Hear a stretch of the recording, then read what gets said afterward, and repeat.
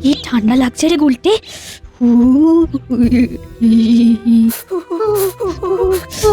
হাওয়াটা হাওয়াটা খুব ঠান্ডা। উফ বাপরে বাপ, আমার ভেতরটা পর্যন্ত কাঁপছে।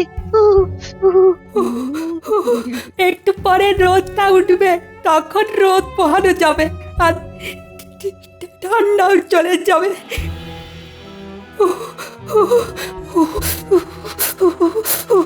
কি ঠান্ডা! হ্যাঁ রে, তোদের কিরকম আক্কেল রে? শীত পড়েছে, গায়ে গরম জামা নেই কেন? আমাদের খুব ঠান্ডা লাগছে না গোপাল দাদু। ঠান্ডা লাগছে না কিরকম? দেখছি তোরা কাঁপছিস। ওরে ঠান্ডা লাগাস না, নিউমোনিয়া হয়ে যাবে, তখন অনেক কষ্ট। এই তো একটু পরে রোদ উঠবে, ব্যাস গা গরম হয়ে যাবে। না, ব্যাপারটা তো ঠিক বোঝা যাচ্ছে না। শীতে ঠক ঠক করে কাঁপছে, অথচ গায়ে কোনো জামা নেই, বলছে ঠান্ডা লাগছে না। না, ব্যাপারটা তো গোলমেলে লাগছে। এই এই যা যা, তোরা তাড়াতাড়ি বাড়ি যা তো। হ্যাঁ, তাড়াতাড়ি যাচ্ছি। বুঝেছি বুঝেছি, তোরা আমার কাছে স্বীকার করলি না। দাঁড়া, আমি অন্য রাস্তা দিয়ে তোদের আগে তোদের বাড়ি পৌঁছবো। হ্যাঁ,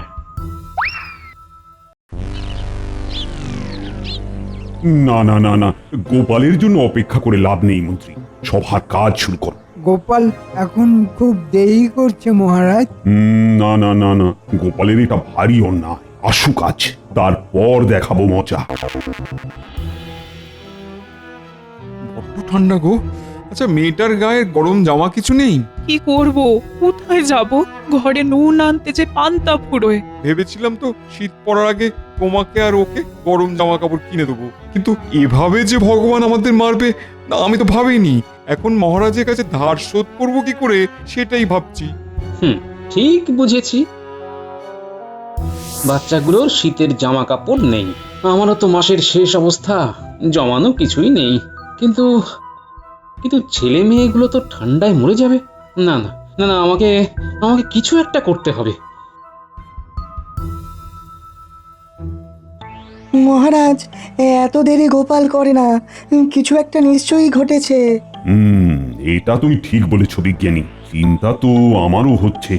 না মহারাজ, চিন্তা করার কোনো কারণ নেই। গোপাল অলস, অকর্মণ্য। যেই দেখছে প্রচন্ড ঠান্ডা পড়েছে, লেপের তলা থেকে এখনো বের হতে পারেনি। রাজসভায় আস্তে আস্তে আপনার কথা শুনলাম মন্ত্রী মশাই। মহারাজ, মন্ত্রী মশাইয়ের কোনো কথার উত্তর আমি এই মুহূর্তে দেব না। আপনার সঙ্গে আমি সরাসরি কথা বলবো মহারাজ। নিশ্চয়ই বলবে গোপাল।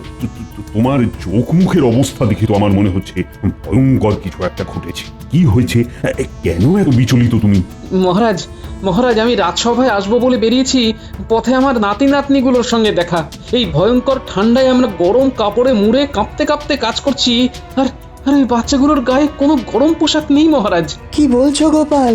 আমি ওদের আগে অন্য রাস্তা ধরে বাড়ি পৌঁছে যা শুনি তা আমাকে স্তম্ভিত করে দিয়েছে মহারাজ। তুমি কি শুনেছো? তাড়াতাড়ি বলো।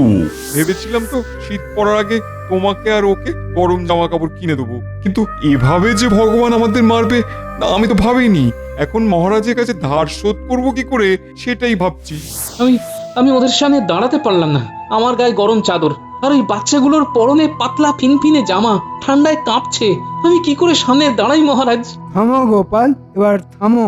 তোমার এই কুমিরের কান্না এখন একটু রাখো তো বাবু, আমাদের অনেক কাজ বাকি আছে। তোমার এই কান্নাকাটি শোনার সময় নেই, কি বলেন মহারাজ? মন্ত্রী, তুমি তো থামো তো। আমার রাজ্যের প্রজারা শীতে কাঁপছে, আমি মহারাজ তাদের দুঃখের কথা শুনবো না? এই তোমার এই গোপালের প্রতি আক্রোশটা বন্ধ করো গোপাল। আমি এই সময় তোমাকে কি সাহায্য করতে পারি? প্রত্যেক প্রান্তিক মানুষ আজ বড় কষ্টে আছে মহারাজ। এবারে ভালো ফলন হয়নি, সবাই ঋণের ভারে জর্জরিত। এদের কি এককালীন কোনো সাহায্য করা যায় না মহারাজ? এই ঝুলি থেকে সাপ বেরিয়ে পড়েছে মহারাজ, সব বুঝলাম, কিন্তু এই মুহূর্তে কিছু সাহায্য করা যাবে না। রাজকোষ যে প্রায় শূন্য। আমরা কিছুদিন আগে নবাব বাহাদুরকে খাজনা দিয়েছি। মন্ত্রী, ওই কথাটা আমি জানি, আর আমাদের রাজকোষে যে বেশি সম্পদ নেই সেটাও আমার জানা, কিন্তু কিভাবে সাহায্য করা যায় সেটাই বরং ভাবো। মহারাজ, একটা পরিকল্পনার কথা মাথায় এসেছে, বলবো মহারাজ? নিশ্চয়ই নিশ্চয়ই, বলো বলো বলো। সামনে বড়দিন 25শে ডিসেম্বর, রাজবাড়ির মাঠে একটা আনন্দ মেলা শুরু করে দিন। সেখানে আমরা কেক তৈরি করে বিক্রি করব। তোমার তৈরি কেক কিনবে কারা গোপাল? মহারাজ, ওই 25শে ডিসেম্বর বড়দিন উপলক্ষে আপনি সাহেবদের আমন্ত্রণ জানান, তারা এসে আমাদের কেক কিনবে। কারণ আমি দেখেছি সাহেবরা কেক খেতে খুব ভালোবাসে। কেক কি করে বানাবে গোপাল? হাতে? মহারাজ, গত বছর বিজ্ঞানী আমাকে একটা কেক তৈরির যন্ত্র দিয়েছিল, সেটা দিয়ে বেশ ভালো বানানো যাবে। আমি রাজি। বড়দিনের 7 দিন আগে থেকে আমরা আনন্দ মেলার আয়োজন করব। গোপাল, তুমি তোমার বানর সেনা নিয়ে কেক তৈরিতে নেমে যাও, আর আজ রাতেই রানীমার সঙ্গে তোমার নাতি নাতনিদের ব্যাপারে আলোচনা করব। সত্যি তোমার মুখে ওদের দুরাবস্থার কথা শুনে আমার খুব কষ্ট হচ্ছে গো। মহারাজের জয় হোক।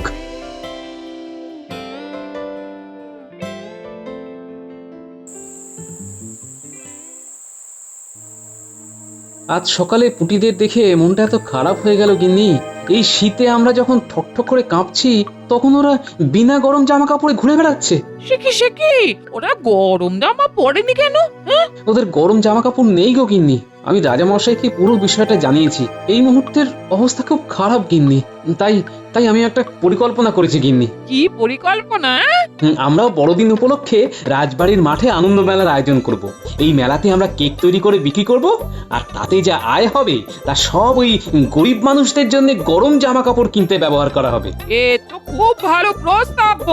আমরা কাল থেকেই শুরু করে দেব কেক বানানোর কাজ। আমি বাড়ি ফেরার পথে ওদের সবার বাড়ি গিয়ে বলে এসেছি, এখানে আমাদের বাড়িতে কাল থেকে শুরু হবে মহাযজ্ঞ। আচ্ছা, বলি আমরা এই কেক বানাবো কি করে? কেন, গত বছর বিজ্ঞানী যে কেক বানানোর মেশিনটা বানিয়ে দিয়েছিল, সেটাকে বার করো দেখি। ও মা, আমি তো ওটার কথা ভুলেই গেছিলাম। তুমি ভুলে গেলে কি হবে, এই মাথায় আমার ঠিক জমা থাকে, সঠিক সময়ে ঠিক মনে পড়ে যায় গিন্নি। ধন্য মাথা বটে তোমার। গোপালের এই বিকল্প ব্যবস্থাটা খুব ভালো মহারাজ। হ্যাঁ, এই চটজলদি উপস্থিত বুদ্ধিগুলোর জন্যই তো গোপালকে আমার এত ভালো লাগে। গোপাল এই কৃষ্ণনগরের গর্ব। তুমি ঠিক বলেছ রানী, গোপালের ওপর আমার অগাধ ভরসা। যখনই রাজ্যের কোনো সংকট উপস্থিত হয়েছে, গোপাল তার উপস্থিত বুদ্ধি দিয়ে ঠিক আমাকে বাঁচিয়ে দিয়েছে। তবে কিছু মানুষ যে দরিদ্র সীমার এত নিচে বাস করছে, এটা আমার কাছে কোনো খবর ছিল না। এর জন্য তো মন্ত্রী আছেন, তাকে তো বেতন দিয়ে রেখেছেন মহারাজ। সে সারাদিন কি করে? সারা দিনের মধ্যে কাজ শুধু গোপালের ভুল ধরা। তা যা বলেছ, তবে কাল থেকে আমি মন্ত্রীকে একটু শিক্ষা দেব। গিন্নি, হাতের কাজ তাড়াতাড়ি সব সেরে নাও, এক্ষুনি পুটির মা, ন্যাপলা, গুলটে সবাই চলে আসবে। আমি যাই, কাঁচা বাজারটা করে নিয়ে আসি। আজকে আর বাজার যেতে হবে না গো, সব কিছু মজুদ আছে। আরে আমি কি আর আমাদের ঘরের বাজারের জন্য যাচ্ছি নাকি? কেক তৈরির কাঁচামাল নিয়ে আসতে হবে না? ও তাই বলো, ঠিক আছে, তুমি একা যাবে? বাবা, বাবা আসবো? এই রে, না না, আজ আর রাগ দেখাবো না। এখন জিনিসগুলো আনার জন্য মুটে লাগবে। ও বাবা জীবন যে, এসো এসো এসো, ঘরে এসো বাবা। বাবা রে বাবা, আজ আবার কি হলো? আমার শ্বশুর মশাই কি শরীর খারাপ নয় তো? আসার সঙ্গে সঙ্গে এত মোলায়েম ভাবে ডাকলো। বাবা, আপনার কি শরীর খারাপ? আরে না না, শরীর খারাপ কেন হবে? বুঝলে গিন্নি, তুমি একটু আগে বলেছিলে না একা একা বাজার যাবে, আর তো একা নেই, দোকা পেয়ে গেছি গিন্নি। আমার জামাই এখন আমার দোকা। চলো চলো বাবা জীবন, আমরা একটু বাইরে যাই, কিছু জিনিসপত্র আনতে হবে। চলো চলো। ভালো ভালো, বলি শ্বশুর জামাই বাজারে গেলে ভালোই হবে। এই যাও, তাড়াতাড়ি যাও, বাজার দোকান করে এসো, আর কি সব কিনবে ওসব কিনে আনো। তারপর শুরু হবে মহাযজ্ঞ। মহাযজ্ঞ? পথে যেতে যেতে বলছি বাবা জীবন, এখন দেরি না করে চলো তো। তাহলে সব শুনলে তো বাবা জীবন, কেন মহাযজ্ঞ বলা হলো? বুঝলাম বাবা, আপনাদের এই মহাযজ্ঞে আমিও শামিল হলাম। ওই যে পাঁচুর দোকান এসে গেছে, এখান থেকে ময়দা নেব। এই যে গোপাল দাদা, বলো কি চাই? ভালো ময়দা চাই, কেক বানানো হবে। বাড়ির জন্য কেক বানাবে? না গো, বিক্রির জন্য বানাবো। রাজবাড়ির মাঠে আনন্দ মেলা বসবে, সেখানে কেক বিক্রি করব। তাতে যা মুনাফা হবে তাই দিয়ে একটা কাজ করার ইচ্ছে আছে। ও, মুনাফার জন্য কেক বানাবে তো ভালো। তাহলে ভালো দামি ময়দা দেওয়ার কি দরকার? আমার কাছে কম দামি পোকা ধরা ময়দা আছে, ওইটা ছেড়ে দেবো বাজারে। কে আর বুঝবে যে ময়দা পোকা ধরা? কি বলো গোপাল দাদা? কেউ না বুঝলে আমরা তো বুঝতে পারবো যে ময়দায় পোকা ধরা। তাতে কি হলো? তুমি তো আর খাবে না জামাই, আর গোপাল দাদাও খাবে না, জনগণ খাবে, পয়সা দিয়ে কিনবে। বুঝলাম, তুমি তার মানে পচা জিনিস, পোকাওয়ালা জিনিস বিক্রি করতে বেশ ভালোই পারো। হ্যাঁ, বাকি কথাটা আমি বলি বাবা। ঠিক আছে, কামারের এক ঘাটা তুমিই দাও। আপনার পোকা ধরা ময়দা আপনি নিজে খান। আমাদের চোখটা আবার পোকার মধ্যে পড়ে না। আপনার চোখের পোকা পার করার জন্য মহারাজের কাছে গিয়ে বলবো, ভিতরের সব পোকা হুড় করে বেরিয়ে আসবে। পোকা ময়দা নেবে না, দামি ময়দা নেবে। বুঝে গেলাম যে তুমি ভেজাল মাল বিক্রি করো, তারপরও তোমার থেকে বিশ্বাস করে ময়দা নেবো? পাগল না পায়জামা? কে জানে পোকা ধরা ময়দা তুমি বেশি দামে বেচবে না। আমি আর তোমার দোকান থেকে কিছুই নেব না পাচু, তুমি ভালো থেকো। হ্যাঁ, চলো বাবা জীবন।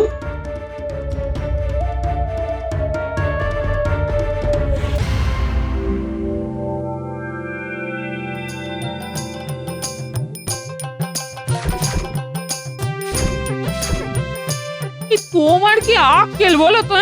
মা, আপনি কিচ্ছু ভাববেন না, আমি আপনাদের মহাযজ্ঞের একটা ঘোড়া হতে চাই। ঘোড়া ঠিকই, তবে বেতো ঘোড়া। নাও এবার লেগে পড়ো, কেক যেন ভালো হয়। সাহেবরা আসবে কেক কিনতে, মনে থাকে যেন। আমি চট করে স্নান সেরে রাজসভায় যাই। তা কেক তৈরির প্রস্তুতি কিরকম চলছে গোপাল? দারুণ চলছে মহারাজ। আমি বাজার হাট করে নাকে মুখে দুটো গুঁজে সোজা রাজসভায় চলে এলাম আপনাকে খবরটা জানাতে। তাহলে গোপাল এখন ভাঁড় গোপাল থেকে কেক গোপাল হয়ে গেলে, এটা উন্নতি না অবনতি মহারাজ?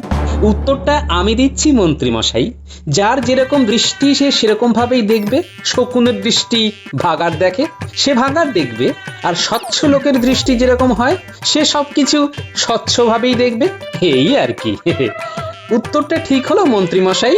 মন্ত্রী এখন শকুন হয়ে উড়ে বেড়ান আকাশে, দৃষ্টি তার ভাগাড়ে, পচা গন্ধ বাতাসে। অসাধারণ সভাকবি, অসাধারণ। মন্ত্রী, তুমি যত মুখ কম খুলবে ততই তোমার মঙ্গল। কিরে বটা ঘটা, কি বুঝছিস বলতো? মেলা তো জমে উঠেছে মন্ত্রী মশাই, কেকের বিক্রিও বেশ ভালো। সাহেবরা আসছে আর কাঁড়ি কাঁড়ি কেক কিনছে। বুঝলে, আমাকেও কেক বিক্রি করতে হবে, তারপর যুদ্ধ শুরু। কেক নিয়ে যুদ্ধ? কেক কি গোপালের তাকে ছুঁড়ে মারবেন মন্ত্রী মশাই? আগে কেকটা তৈরি করি, তারপরের কথা পরে। তোরা একটু লক্ষ্য রাখ, আমি একটু ঘুরে আসি বিজ্ঞানীর বাড়ি থেকে। গোপাল দাদু, মন্ত্রী মশাই এতক্ষণ আড়াল থেকে দেখছিলেন, এখন যে কোথায় গেলেন? বটা ঘটাকে রেখে গেছে, দেখছিস না? গোপাল দাদু, আমি কি মন্ত্রী মশাইয়ের পিছন পিছন যাব? একদম না, তোদের কাজ কেক বিক্রি করা। তোরা এখানেই থাকবি, যখন কিছু করতে বলবো তখন করবি। বাড়িতে বিজ্ঞানী আছে মনে হয়। বিজ্ঞানী, ও বিজ্ঞানী, ঘরে আছো নাকি? মন্ত্রী মশাইয়ের গলা না, আমার কাছে কেন? আসুন, আসুন। তোমার কাছে এলাম। তুমি গোপালকে একটা কেক বানানোর যন্ত্র করে দিয়েছিলে, সেরকম একটা যন্ত্র আমাকেও বানিয়ে দিতে হবে। আমি এখন অন্য একটা আবিষ্কারে আছি। আমিও সব কিচ্ছু জানি না। তুমি আমাকে যদি কেক বানানোর যন্ত্র বানিয়ে না দাও, তাহলে কি করব সেটা বুঝতে পারছো না। আপনি কি আমায় ভয় দেখাচ্ছেন মন্ত্রী মশাই? না, আমি শুধু একটা জিনিস জানালাম। আমি কিন্তু রাজ্যবাসীকে জানাবো তুমি রাজার বিরুদ্ধে ষড়যন্ত্র করছো, এমন একটা জিনিস বানাচ্ছ যাতে আমাদের রাজ্যের ক্ষতি হয়। রাজ্যের লোক বিশ্বাস করবে মন্ত্রী মশাই? দশচক্রে ভগবান ভূত হয়, কথাটা কি জানা আছে বিজ্ঞানী? এমন জোরদার সাক্ষী সাবত জোগাড় করবো, হালে পানি পাবে না। তার চেয়ে একটা কেক বানানোর যন্ত্র বানিয়ে দেওয়াটা কি বুদ্ধিমানের কাজ নয়? কি বলো?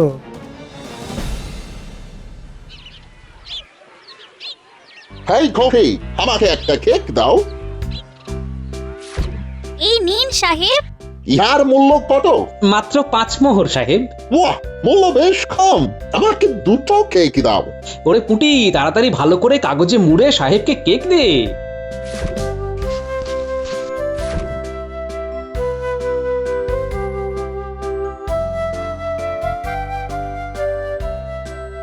বাহ বাহ বাহ, বেশ ভালো বিক্রি হচ্ছে।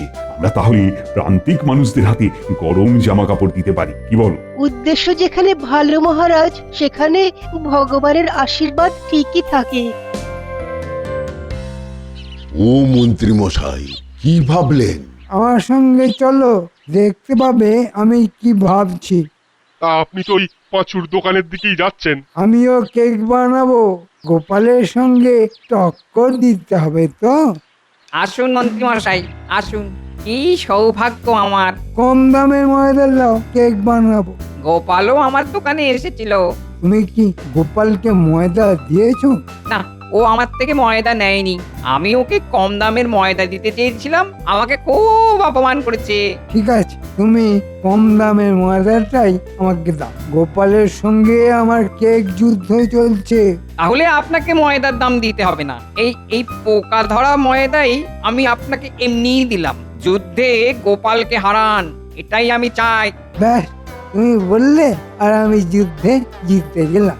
দিয়ে দাও সব পোকা ধরা ময়দা। আমি আজ থেকেই কেক তৈরি করব, আর কাল থেকে কম দামে বিক্রি করব। বটা ঘরটা তাহলে আজ রাত থেকে শুরু করে দে। হাতে যেটুকু সময় পেয়েছি তাতেই গোপালকে বধ করা যাবে। পোকা ধরা ময়দার পোকা ধরা কেক। আমার খুব মন খারাপ গোপাল। এই প্রথম আমি চাপের কাছে নতি স্বীকার করলাম। তোমার সব কথা শুনলাম বিজ্ঞানী। তুমি ভেবো না, এই মুহূর্তে তোমার কথা আমি কাউকে বলবো না। যুদ্ধে যখন নেমেছি, জিতে তারপর আমি মন্ত্রী মশাইকে দেখবো। আমি তোমাকে বিশ্বাস করে কথাটা বললাম। আমি তোমার বিশ্বাস রাখবো। চলি।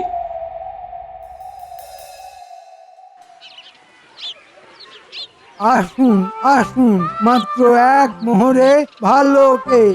আসুন আসুন। মূল্য মাত্র 1 মোহর। যাও দাও দেখি চিনতে। এই নিন সাহেব। ওই দোকানে 5 মোহর মূল্য। হ্যাঁ, ওই দোকানের মালিক একদম চোর। তোমার দোকানের কেক 5 মোহর আর ওর দোকানে অনলি 1 মোহর। তুমি চিট করছো। আমরা কেহই আর তোমার দোকান থেকে কেক নিব না। ঠিক আছে সাহেব, নিও না। তুমি চোর আছো। তুমি আমাদের চিট করছো। তোমাদের রাজার কাছে আমি নালিশ করব। ঠিক আছে সাহেব, আমাদের মহারাজের কাছে তুমি গিয়ে নালিশ করে এসো। যাও। I will teach you a lesson. কি হবে গোপাল দাদু, আমাদের দোকানে তো কেউ আসছে না। একটু ধৈর্য ধর, এত তাড়াতাড়ি মন ভেঙে গেলে কি চলে? যুদ্ধ হচ্ছে। ওই দেখো গোপাল দাদু, আরেকটা সাহেব আসছে।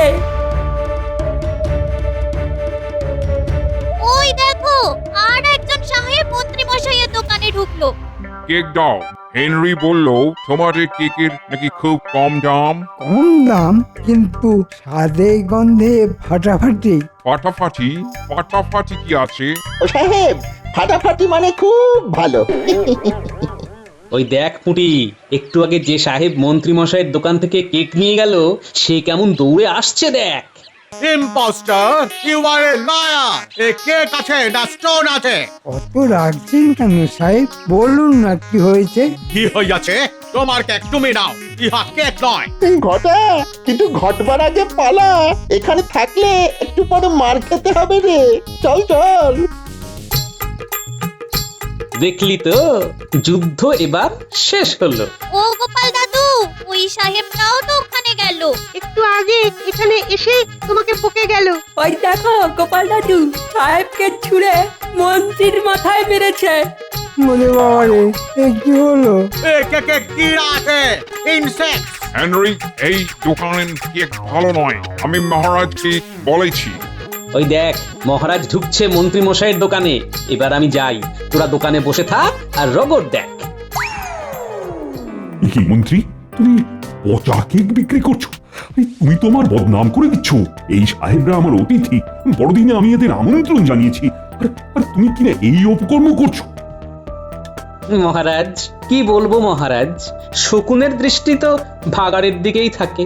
মন্ত্রীমশাই চেয়েছিলেন আমাকে জব্দ করতে, আমাকে জব্দ করতে গিয়ে নিজেই জব্দ হয়ে গেলেন। মুখে নেই শব্দ, মন্ত্রীমশাই জব্দ। সাহেব সাহেব, আমি তোমাদের হাত জোড় করে বলছি, এই অত্যন্ত বাজে লোক। এই মন্ত্রীকে আমি আজই বরখাস্ত করলাম। মহারাজ তবে আরো কথা শুনুন, মন্ত্রীমশাই বিজ্ঞানীকে ভয় দেখিয়ে কেক বানানোর যন্ত্র তৈরি করিয়েছে, শুধু আমাকে বিপদে ফেলবে বলে। কি বিজ্ঞানী, তুমি বলো। আমি কি আর বলবো গোপাল, তুমি তো সব বলে দিলে। গোপাল, গোপাল তুমি আমাদের ক্ষমা করিয়ে দাও। গোপাল তুমি আমায় 3টে কেক দাও। চলুন সাহেব, আপনারা আমার দোকানে চলুন। মহারাজ আমি দোকানে যাচ্ছি। হ্যাঁ হ্যাঁ হ্যাঁ, যাও, আমি এবার মন্ত্রীকে দেখছি। এই সব কেক তোমাকে আজ মাখাবো। এই গোপালের বানর সেনার দল, আয় মন্ত্রী মশাইকে এই পচা কেকগুলো মাখা। হ্যাঁ,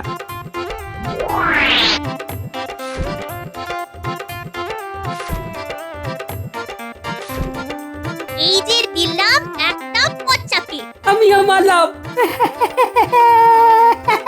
কি পচা গন্ধ রে বাবা! নিন মন্ত্রীমশাই, আপনার পচা কেক আপনি খান।